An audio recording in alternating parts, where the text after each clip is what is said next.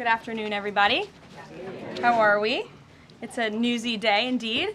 And last night we saw the very best of America. After spending nearly 300 days aboard the International Space Station, Butch Wilmore and Suni Williams are back on Earth.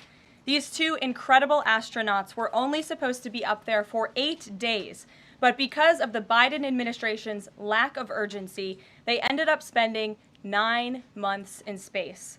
Joe Biden's lack of courage to act boldly and decisively was a big reason why Butch and Suni did not make it back until yesterday. But President Trump doesn't waste time. Immediately after taking office, President Trump directed Elon Musk and SpaceX to rescue these brave astronauts alongside NASA.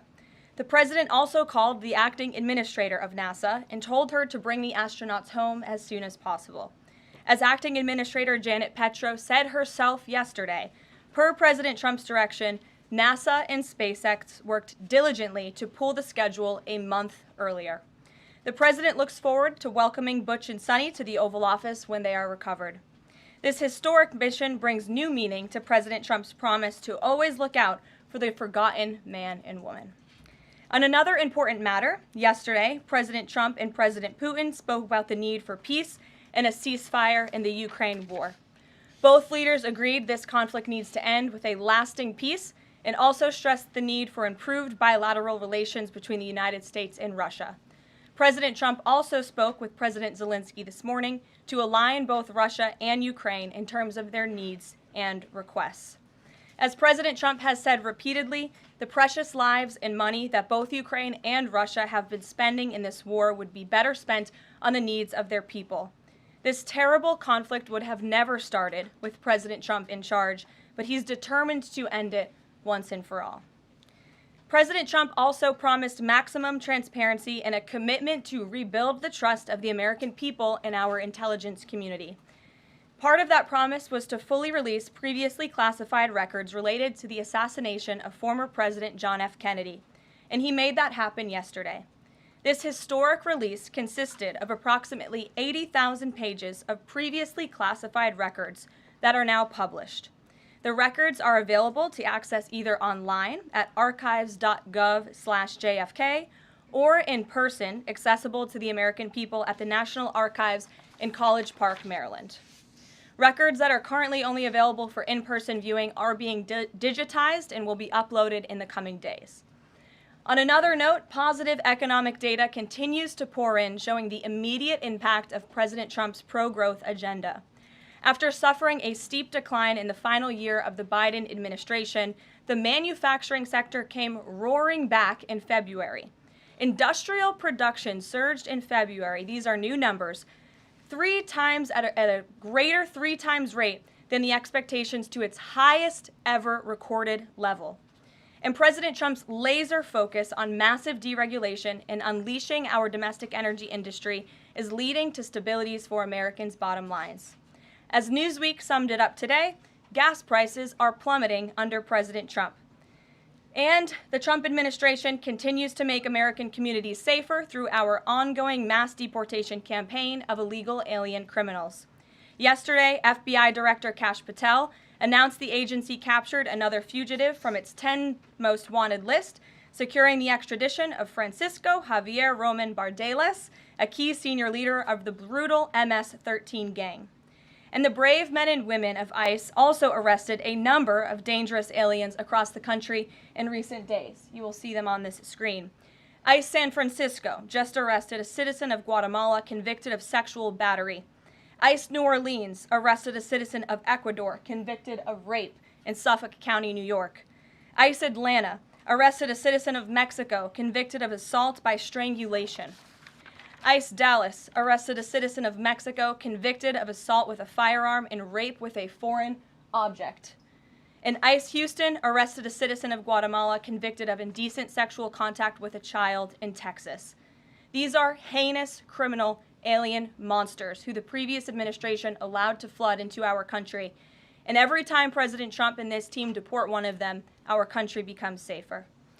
Finally, before I open it up to questions, I want to tout how successful our efforts have been in filling out President Trump's administration. There have been a record number of 281 Senate confirmed nominations already, with another 280 in process. Here at the White House, OPM and GSA, we have filled 100% of the total number of slots. And this is a record number of placements in the first 58 days of any administration, and a testament to the caliber and the sheer quantity of talented people who want to work for President Trump to make America great again. Here in our new media seat today, we have Katie Pavlich. Katie is the editor of townhall.com, which is a subsidiary of Town Hall Media. It's a leading conservative news and opinion outlet based right here in Washington, D.C., with writers and journalists reporting around the country. Last year, Town Hall Media had 60 million unique users and 1.4 billion page views, with a broad reach on a number of social media platforms. With that, Katie, please kick us off. Thank you, Caroline. Really appreciate it. Sure. Thank you. So given the back and forth with this U.S. District Judge and the administration's use of the Alien Enemies Act, does the President plan to send new and additional flights of Venezuelan gang members, now designated as foreign terrorists, from the U.S. to El Salvador or elsewhere? Can Americans expect to see those flights sometime soon? Americans can absolutely expect to see the continuation of the mass deportation campaign that has been successfully led by this president, Secretary of Homeland Security Kristi Noem, and also our Secretary of State, Marco Rubio. Since you brought up the judges, I would like to point out that the judges in this country are acting erroneously.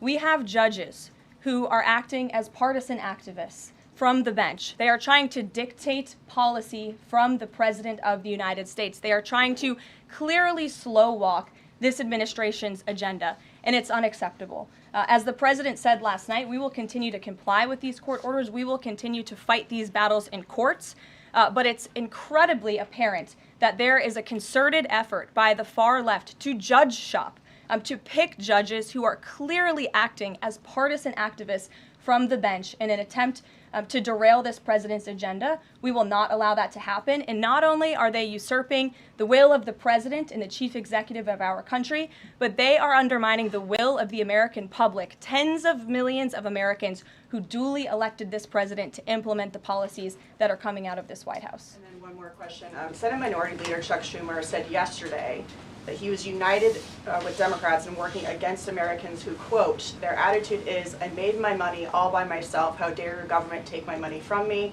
Or, I built my company with my bare hands, how dare your government tell me how to treat my customers?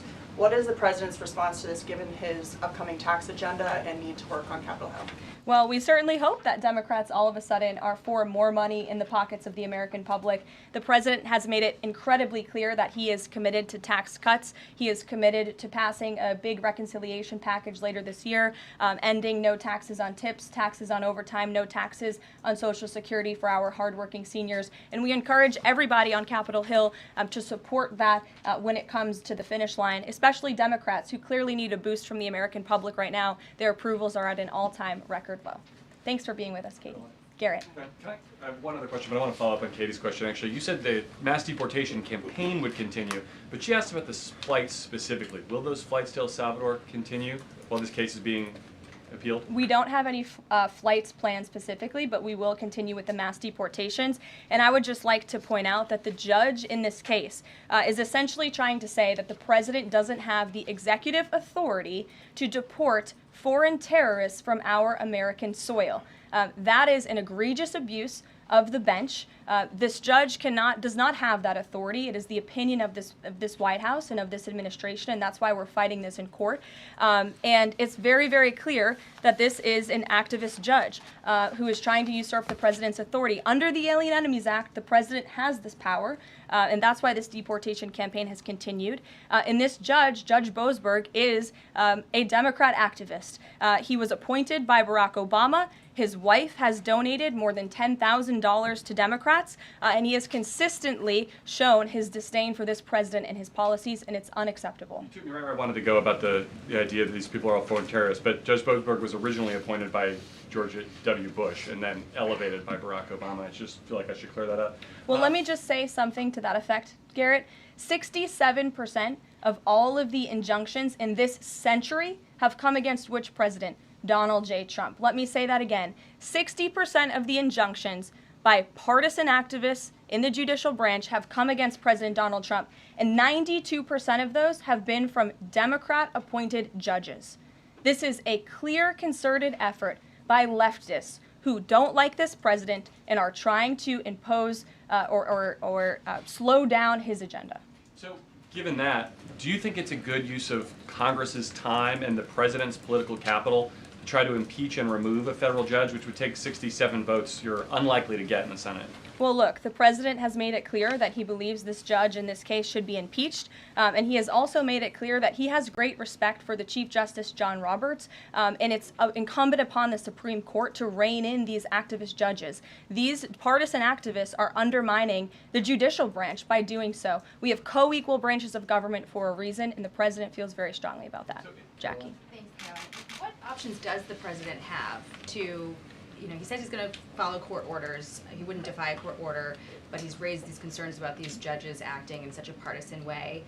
What option does he have to ensure that his agenda continues to move forward while this is ongoing and the judges appear to be trying to just block and delay and impede? Well, you're right. They are trying to block, delay, and impede. This is lawfare. The president is no stranger to it. He faced it in his campaign, and this is a continuation of the lawfare that President Trump faced as a candidate, and he's now unfortunately facing as a president. Clearly, these partisan activists in the judicial branch didn't get the memo on November 5th when the American people overwhelmingly re-elected this president to continue with mass deportations. So White House counsel and the Department of Justice are working on this. They're appealing these cases, and we will continue to use the full weight of the White House counsel's office and the president's team of lawyers to fight this in court, because we know we will win even if we have to go all the way to the Supreme Court. One more on TDA. Andy McCarthy said in an interview with Hugh Hewitt, he certainly agrees with what the president is trying to do with the Alien Enemies Act, but he's not sure that the law is completely on his side. He cites some previous Supreme Court rulings dealing with enemy combatants in wartime, says that even they have a right to challenge their detention in court.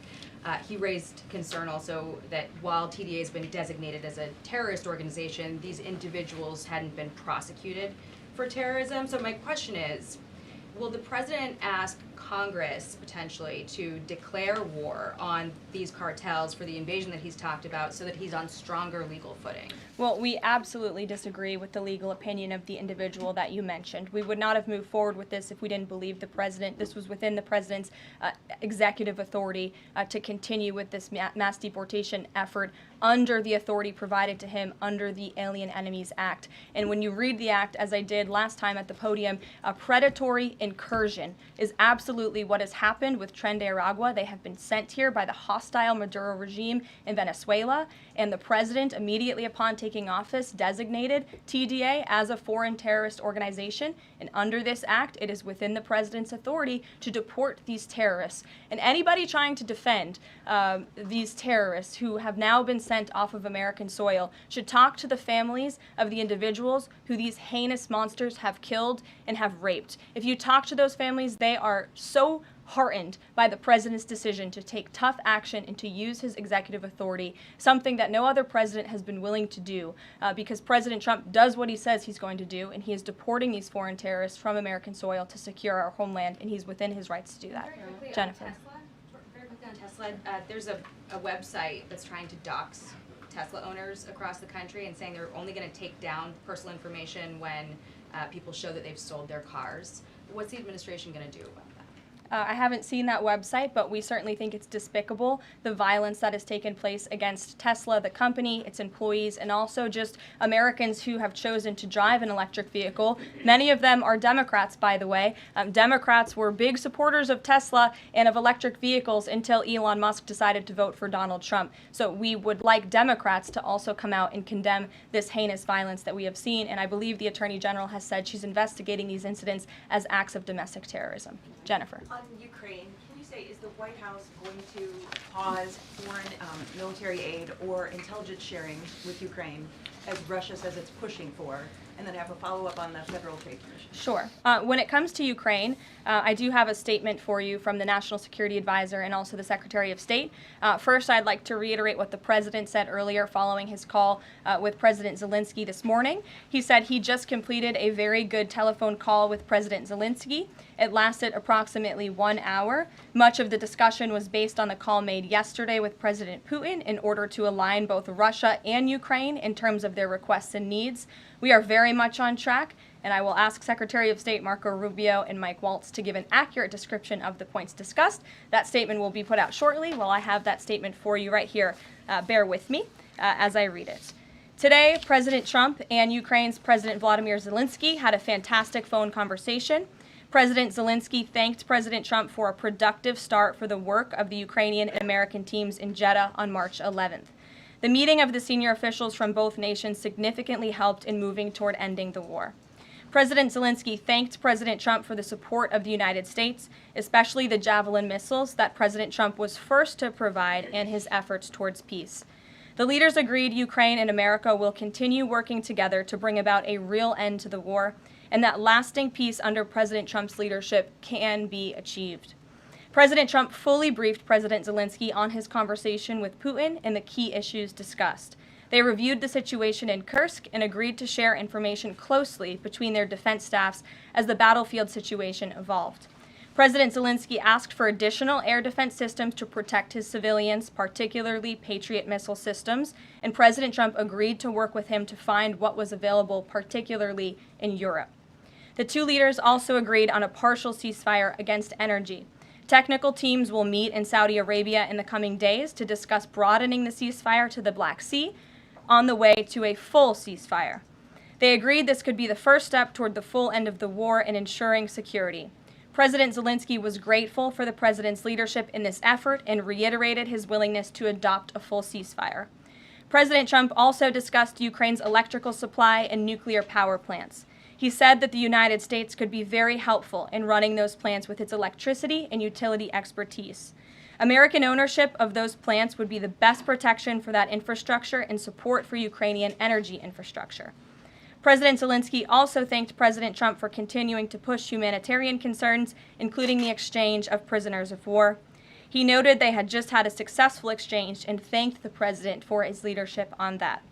President Trump also asked President Zelensky about the children who had gone missing from Ukraine during the war, including the ones that had been abducted, and President Trump promised to work closely with both parties to help make sure those children were returned home.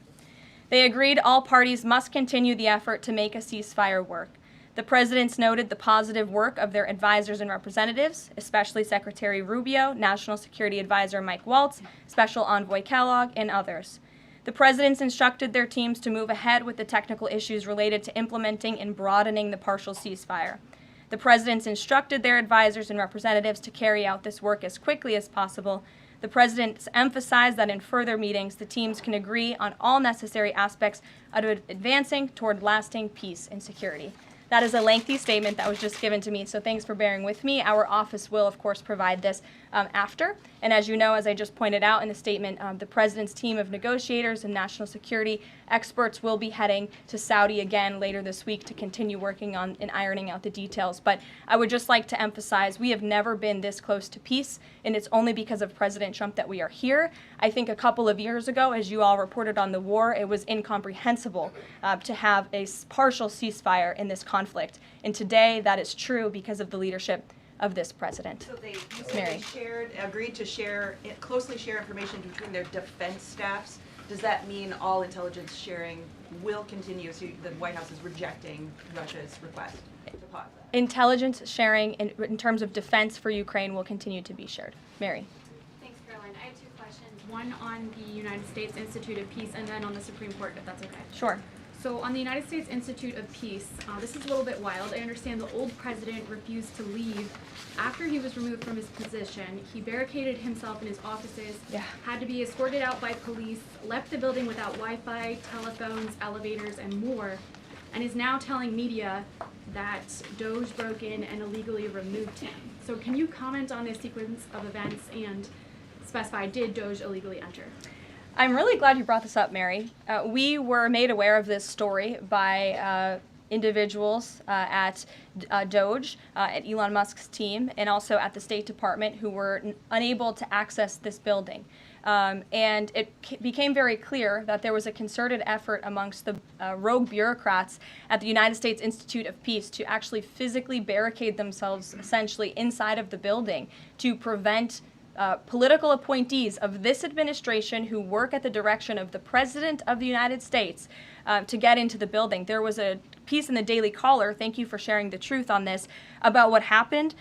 Staff contacted the MPD in an attempt to prevent DOJ personnel from entering. They barricaded the doors. They also disabled telephone lines, internet connections, and other IT infrastructure within the building. They distributed flyers internally, encouraging each other to basically prevent these individuals from accessing the building. I use this to say this is what DOJ and this administration is facing. It's a resistance from bureaucrats who don't want to see change in this city. President Trump was elected on an overwhelming mandate to seek change and implement change, and this is unacceptable behavior. Thank you. And just really quick on the Supreme Court, I know it's been almost 3 years now since the leak of the draft Dobbs opinion to Politico, actually.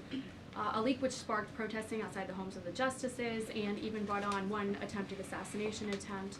I know Justice Alito said that it made the justices targets for assassination, but yet the Supreme Court has not tracked down any leaker. Does the White House have interest in finding out who that leaker was, and can you comment on that at all? I know generally speaking the president has an interest in finding leakers and he believes it's unacceptable, and it's the position of this administration. You've seen the Secretary of Homeland Security has taken tough action at her agency. Leaking is unacceptable to this president and to the leaders across the board in this cabinet, especially when it puts people in harm's way. Sure. Thank you, Caroline. A mom whose daughter was forced to change in a locker room with a biological male at school filed a complaint with the DOJ. How will the Trump DOJ deal with violations of President Trump's orders protecting women and girls like this? I would defer you to the Department of Justice on that specific case, but the president has made it incredibly clear that it is the policy of this administration that there are only two genders, male and female, only two sexes rather, male and female, and that we are not going to tolerate such behavior by men pretending to be women. The president will continue to strongly stand for the rights of women and girls, not just in sports and on athletic fields, but also in private spaces like locker rooms and bathrooms. Sure. Go ahead. Thank you. On the FTC, two quick questions. Can you explain the president's thinking in his decision to fire the two Democratic commissioners, especially given that Mark Meadow is on track to be confirmed next week and there would be a Republican majority? My biggest question is why now? Sure. Because the time was right to let these people go, and the president absolutely has the authority to do it. And they were given ample notice in a letter that I believe your outlet reported on. So it pretty much explains exactly why this administration chose to let those individuals go. Is the ultimate goal to get this to the Supreme Court to try to overturn the 1935 precedent? The goal was to let these individuals go. If we have to fight it all the way to the Supreme Court, we certainly will. Rachel. Back to those deportation flights to El Salvador, can the administration provide any more details on how authorities determined that each of those men were in fact members of a gang? And if the White House can publish images, photos, videos of those men, why can't the administration just release basic information like their identities and names? We are not going to reveal operational details about a counterterrorism operation, but what I can assure you, as I said on Monday, we have the highest degree of confidence in our ICE agents and our Customs and Border Patrol agents who have committed their lives to targeting illegal criminals in our country, particularly foreign terrorists, and they had great evidence and indication.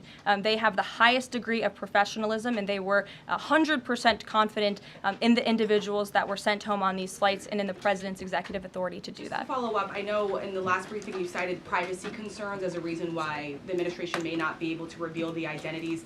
What exactly are the privacy rights of immigrants who were deported that the administration says were dangerous enough to be sent to El Salvador and sit in a prison? Again, as I just said, we're not going to reveal the operational details of a counterterrorism operation for quite obvious reasons. We're trying to combat terrorism here in the United States of America. Jeff. I could ask something else about the phone call yesterday. There was a couple different readouts from the Kremlin and the U.S. on a couple different points. One was energy and infrastructure. The U.S. statement said energy and infrastructure. The Kremlin said energy infrastructure. What is your understanding of what the actual substance of that disagreement was? Then I have one other question on that. I would defer you to the readout that was provided by the White House. That's our understanding, and that's the truth. And if I could ask a question about the judge as well. How does a president define a bad judge? Is it just someone who disagrees with him? And is that a dangerous precedent in this case, because this is a temporary ruling from Judge Boasberg that he could ultimately rule in your favor? Is he setting up a standard here for calling for the impeachment of a judge who may ultimately rule on your side? No, it has nothing to do with disagreeing with the president on policy. It's with disagreeing with the Constitution and the law. And it's trying to usurp the authority of the executive branch of this country. It's having baseless reasoning for these injunctions. And it's a clear effort by these judges to slow roll this president's agenda. And if you just look at the injunctions that this president has faced, deporting foreign terrorists from our homeland, hiring and firing of executive branch employees, which when the president is the executive of the executive branch.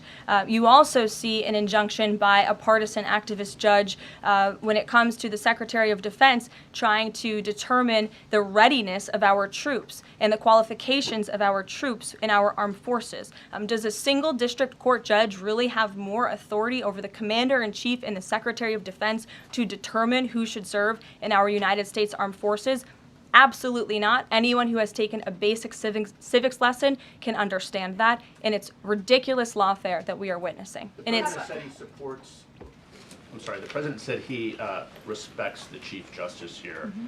Does he respect him specifically on this case and this opinion, or respects him overall? And has he spoken to any other Supreme Court justices? The president respects Chief Justice Roberts overall. He just expressed that to me in the Oval Office, but it's also quite clear that the Supreme Court needs to rein in these judges who are acting as partisan activists, and they are undermining the judicial branch, and it's a dereliction of duty on their behalf. Deanna, go ahead. Thank you so much, Caroline. On the call with Zelensky, did they discuss the minerals deal at all? Is that back on the table, and what do the Ukrainians have to do to get that back on the table? And then one on the Russia call as well. Again, I just provided a very lengthy readout of the call that was provided by the Secretary of State and the National Security Advisor. And now we have moved beyond the economic minerals deal. We are at a place of peace. We're at a partial ceasefire, and we're moving towards a full ceasefire and a long-standing peace in this conflict. And that's great news for the American public. The Kremlin readout mentioned that Trump and Putin spoke about potential U.S.-Russia hockey games. And the Kremlin readout also said that Russia wanted the U.S. to stop U.S. intelligence and U.S. funding to Ukraine. The president has said that that conversation did not happen. Just wondering if you can get us any more clarity on that. And also, again, if it's energy infrastructure or if it's energy and infrastructure, because I think there is a big difference between that. Again, as for the readouts of the call, I would defer you to ours. And when it comes to the topic of hockey, it did come up. However, we're more interested in securing a peace deal than scheduling hockey games right now. Sean. Hey, about the deportation flight. So was it the president himself who directed the planes to stay in the air after the judge ordered them to turn back? The president invoked the Aliens Enemies Act with a proclamation, which then directed the Department of Homeland Security and the Department of State to move forward with the plan of action. And as I said yesterday, all of the planes that were subject to the judge's written order took off before the order was submitted in court. I was asked and answered that question multiple times yesterday. Kate, go ahead. Is the president still considering pressuring Russia with sanctions or tariffs to try to get a full ceasefire? And is there any kind of deadline or timeline that the White House has in mind for when that pressure might ramp up? Again, the president had a nearly 2-hour-long call with President Putin yesterday. We provided a readout of that call, and we have his negotiating team heading to the Middle East this week to continue these discussions in regards to sanctions and any other details. I'm not going to give a readout of those from this podium. And on TikTok, is Oracle the leading contender for a deal? And would the U.S. back a deal that keeps TikTok's algorithm and the underlying technology still in Chinese hands? As President Trump does so well, we don't get ahead of ourselves when we are in the midst of the art of the deal. So when the president and this team are ready to announce a deal on TikTok, which is a high priority for the president, we will make that known. I've seen that reporting, but I'm not going to comment on it just yet. Sure, go ahead. Thank you, Press Secretary Leavitt. Some prominent Trump supporters have been making the case that Derek Chauvin deserves a pardon. They argue that he did not receive a fair trial. Joe Biden and other Democrats actually implied that he was guilty while the trial was going on. BLM rioters had these jurors under immense threat and pressure. Mainstream media, frankly, many news outlets here today are complicit here. They chose to ignore the autopsy report. They chose to ignore the full body camera footage. They decided to slander Derek Chauvin as a racist cop instead. Does the administration believe Derek Chauvin received a fair trial, and will they consider a pardon moving forward? The president has been asked and answered this question. He said it's not something he's considering at this time. Philip. Thank you. Two questions. First, just a follow-up on the readouts from those calls.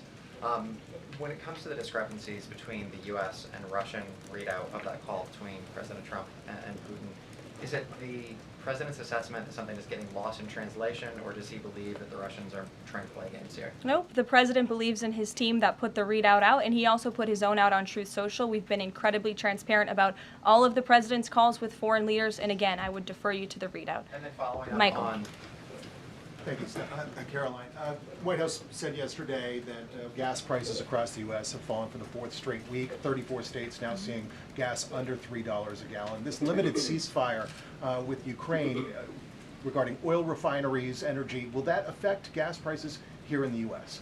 Well, it's certainly the president's hope that gas prices will continue to fall, and he's working every single day to ensure that we do. As you just mentioned, there's been very encouraging data. Inflation is cooling and gas prices are falling. The president has established a National Energy Dominance Council, and it's ultimately the president's goal. And this administration is working hard on it every single day to increase our energy production right here in the United States of America, to have it Trump energy boom like we saw in our first term, which will not only lead to lower fuel prices here at home, but also lessen the rate of inflation that was created by the previous administration. And one more on Tesla, Caroline. Tim Walz, Governor Walz, saying last night he frequently checks Tesla stock. In doing so, to quote, give me a little boost during the day. How should Americans view politicians who take pride in the downfall of an American car company? I think that's quite sad, but I think Governor Walz unfortunately is living a sad existence after his devastating defeat on November 5th. Reagan, go ahead. Thank you, Caroline. Across the country, Tesla cars are being lit on fire, dealerships are being shot up, Molotov cocktails are being used. There was a website posted yesterday that shared the addresses of private Tesla owners and reportedly had Kash Patel's information on it. A.G. Bondi has called this acts of domestic terrorism. Does the White House have any indication that this is some sort of coordinated movement or that it's being funded by some outside group? And do you know if the investigation by the DOJ is being investigated as incidents of organized terror? I believe the Attorney General has made her comments clear on that. She is investigating these events as acts of domestic terrorism, and we fully condemn them. And as I said earlier to Jackie's question, we think it's despicable what is happening to not just this American company, but also their innocent employees. And again, innocent Americans who drive these vehicles. And we condemn it wholeheartedly. Sure. More than 24,000 workers in 18 agencies are in the process of being reinstated. What is your message to these workers, and can you assure them they won't be fired again as the administration directs agencies to do more layoffs? Well, the administration is complying with the court's order. Again, as I have spoken about repeatedly, we think it's despicable that we have judges acting as judicial activists, partisan activists, trying to dictate who the President of the United States, the executive of the executive branch, can hire and fire. We have never seen anything like this. We are fighting this in court, and we will continue to fight it all the way to the Supreme Court if we have to. And as for federal employees, it's been the very common sense position of this president and the administration that bureaucrats here in Washington, D.C. need to show up to the office just like the rest of America. Middle-class Americans, from doctors to business owners to teachers to law enforcement officers, have to show up to their offices every single day. And the president has made it a clear priority that people in this city have to do the same. And we are also continue to be committed to reducing the scale of our workforce and to reducing the size of our federal bureaucracy here in Washington, D.C. to save taxpayers' money. Annie, go ahead. Thanks so much. In the statement that you read, you referenced the president's interest in helping return Ukrainian children to their parents, to their families. There's an organization that provides intel and information about those children that their aid has been cut. It's a Yale University program that used foreign aid. And I'm curious if, as part of this new thinking with Ukraine, that aid might be unfrozen. I have no updates about that or that specific program at this time. Karen. Thanks, Caroline. Just a follow up on your answer to the question on the minerals deal. You said that the White House has moved beyond the minerals deal. What does that mean? Is that no longer on the table? Nope. It means the minerals deal was that first set of framework that you all saw in that very public meeting with President Zelensky and President Trump in the Oval Office. We are now focused on a long-term peace agreement. As you know, on that deal, or that meeting between President Zelensky and President Trump, the Ukrainian president at the time wasn't talking about a greater peace deal. We are now at that place where we are talking about that. So we've moved beyond just the economic minerals deal framework, and we're looking at a lasting ceasefire. Right now we're at a partial ceasefire, but again, the president is sending his highly skilled, intelligent, and experienced team to Saudi Arabia later this week to continue fighting for peace in this conflict. And I would just reiterate one more time, we have never been closer to peace than we are today. Thank you very much, everybody. We'll see you later. Caroline, you can go, got the question.